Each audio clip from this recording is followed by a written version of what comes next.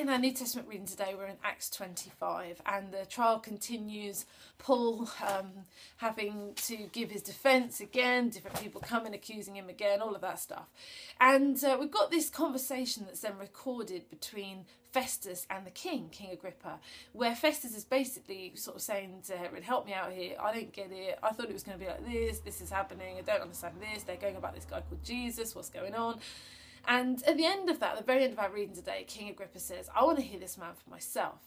And so we're on the cusp of something that God had told Paul right at the beginning when he first encountered Jesus on the road to Damascus. We read that in Acts 9, and he encounters Jesus, and he's blinded by that experience, and then God speaks to Ananias and says, go to this guy.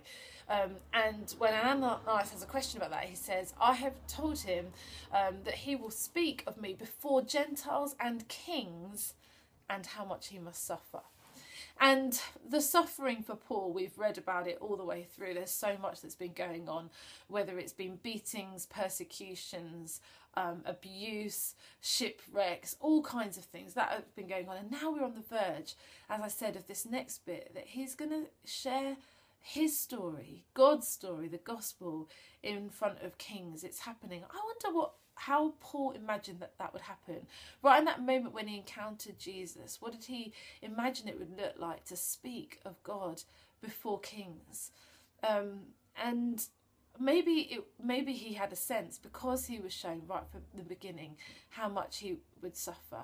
And Paul is just this willing servant in all of this, in all of his life, in all of his ministry. There is not a single scrap of personal ambition.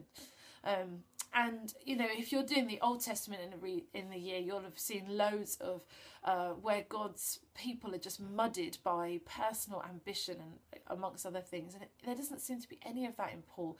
He is just a servant of God who's saying that I'll go where he leads me, and he's leading me before, he's led him already before Gentiles and now before kings too. And I suppose again then it is that reminder for us of, are we in that place where we would be willing to lay down our own agendas and what we might think we want life to look like.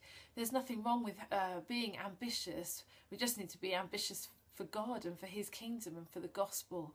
And are we willing to be servants and to go whatever that takes us, however weird and hard that might look at times.